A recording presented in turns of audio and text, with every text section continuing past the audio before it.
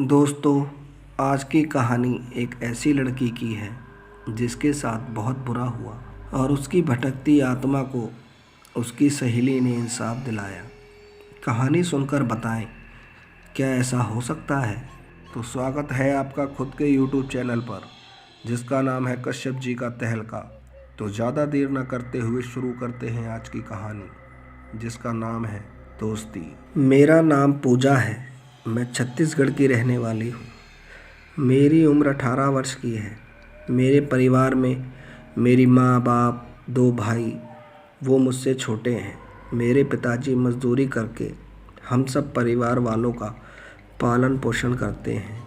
ये बात जब की है जब मेरी उम्र 15 साल की थी। मैं अपने ही गांव के सरकारी स्कूल में पढ़ती थी। उस समय मेरी एक सहेली थी, उसका नाम छाया था। वो भी पढ़ने में काफ़ी होशियार थी। उसके पिताजी की तबीयत खराब रहने लगी। घर में उसके 3 छोटे भाई बहन और थे। इसी कारण उसे अब खेतों में मजदूरी करनी पड़ रही थी। वो सुबह से शाम तक मजदूरी करके थक जाती थी, लेकिन फिर भी वो रात को मेरे पास आकर थोड़ी बहुत पढ़ाई कर लिया करती। कुछ दिनों बाद छाया ने मेरे पास आना बंद कर दिया। मुझे लगा शायद उस पर अपने घर की जिम्मेदारी पूरी करने के बाद अपने लिए टाइम नहीं मिलता होगा, इसीलिए मैंने उस पर ध्यान नहीं दिया। एक दिन मेरी मौसी हमारे घर आई। मुझे पता चला उनकी बेटी की शादी है, तो वो मुझे अपने साथ लेकर अपने गांव आ गई। सब मेरे परिवार वाले और गांव वाले शादी वाले दिन आएंगे ऐसा तय हो गया। सब कुछ सही चल रहा था। एक रात मुझे सोते हुए बहुत ही खौफनाक सपना आया, जिसे देख मुझे पूरी रात नींद ना आई, क्योंकि उस सपने में छाया ने जो कपड़े पहन रखे थे वो सारे फटे हुए थे और वो बहुत रो रही थी। मैंने सुबह अपनी मौसी को अपने साथ रात में आए सपने के बारे में बात की, तो मौसी ने मुझे कह दिया, बुरा सपना होगा, तू चिंता मत कर, वैसे भी वो शादी में तो आएगी।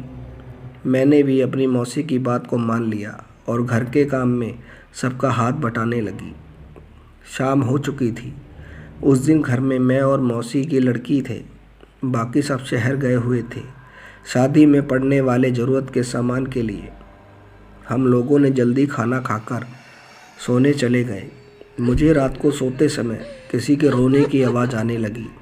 मैं एकदम उठ बैठी। यहाँ वहाँ देखा तो कोई ना दिखा, पर रोने की आवाज़ साफ साफ सुनाई दे रही थी।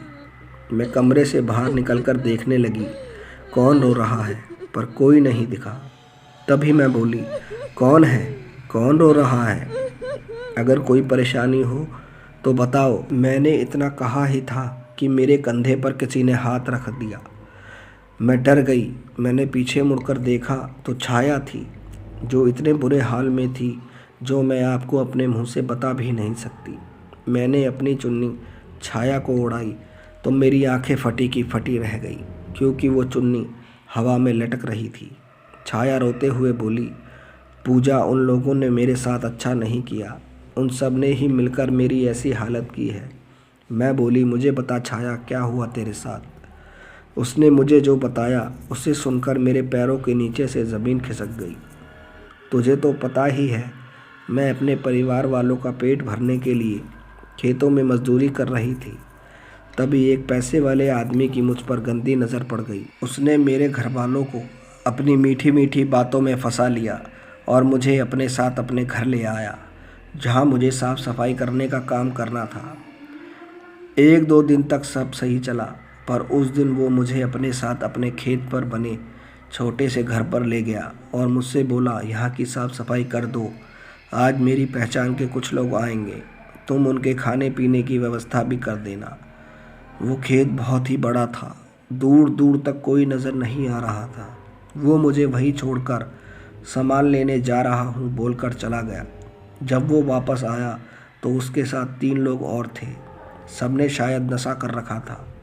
वो सब मुझे किसी न किसी बहाने से छू रहे थे। मुझे ये सब अच्छा नहीं लगा। मैं बोली, क्या कर रहे हो? मैं तुम्हारी बेटी की उम्र की हूँ। तभी वो आदमी मुझसे बोला, जो मुझे यहाँ लाया था, ये लो शरबत और सबके लिए गिलास में डाल दो और अपने लिए भी डाल देना। मैंने जैसे ही उस बोतल के ढक्कन को खोला, उसमें से बदबू आ रही थी। फिर भी ना चाहते हुए मैंने 4 गिलासों में डालकर उन्हें दे दी। एक ने मुझे कहा, तुम भी चख लो, क्यों चिंता करती हो? हम हैं तो सही तुम्हारा और तुम्हारे परिवार का ध्यान रखने को। वो चारों उस शरबत को पीते पीते मुझे ही घूर रहे थे। मैं बोली, साहब बहुत अंधेरा हो गया है, मुझे घर जाना है। तभी वो चारों ज़ोर ज़ोर से हंसने लगे और मुझे पकड़ लिया।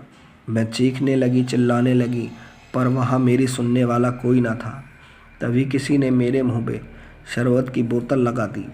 उसके बाद उन सब ने मेरे साथ बहुत बुरा करा और मुझे ज़िंदा ही अपने खेत में गाड़ दिया। मेरे घर वालों को बोल दिया कि मैं उसके घर में रखे पैसे जेवर लेकर किसी के साथ भाग गई हूँ। उसने पुलिस थाने में भी मेरी चोरी करके भागने की झूठा मुकदमा दर्ज करा दिया। इसी कारण मेरी आत्मा को मुक्ति नहीं मिली है। मैं जब तक भटकती रहूँगी, जब तक उन चारों को मेरी ऐसी हालत करने की सज़ा नहीं मिल जाती। इतनी बात सुनकर मेरी भी आंखों में आंसू आ गए। मैंने ये बात उस समय घर में मौजूद अपनी मौसी की लड़की को बताई। जब ही उसने अपने होने वाले पति को फ़ोन करा। वो एक अच्छे पद का पुलिस ऑफिसर था। उसने सुबह मेरे साथ चलने का बोला। सुबह तक मेरी मौसी भी आ गई, वो भी हमारे साथ मेरे गांव गई। हम लोग छाया के घर गए। वो लोग छाया को भला बुरा कह रहे थे। मैंने अपने बापू को अपने साथ लिया। हम लोग उसी जगह पहुँचे जहाँ पर उन चारों ने छाया को जिंदा ही मारकर गाड़ दिया। चारों तरफ ये बात आग की तरह फैल गई। सारे गांव वाले इकट्ठा हो गए। थोड़ी ही खुदाई करने के बाद छाया का शव मिल गया। पुलिस ने बहुत जल्दी कार्रवाई पूरी करी और सबको पकड़ लिया, पर गांव वाले इतना गुस्से में थे, उन्होंने उन चारों को जिंदा ही जला दिया। तब मैंने छाया के घर वालों को बताया कि ये सब बात मुझे छाया की भटकती आत्मा ने बताई है। अब आप सब उसे सम्मान के साथ उसकी आत्मा की शांति के लिए पूजा करें। बस दोस्तों, कहानी में इतना ही। कहानी अच्छी लगी हो तो प्लीज़ चैनल को लाइक करें, सब्सक्राइब करें, शेयर करें। जय श्री राम, जय हिंद, जय भारत।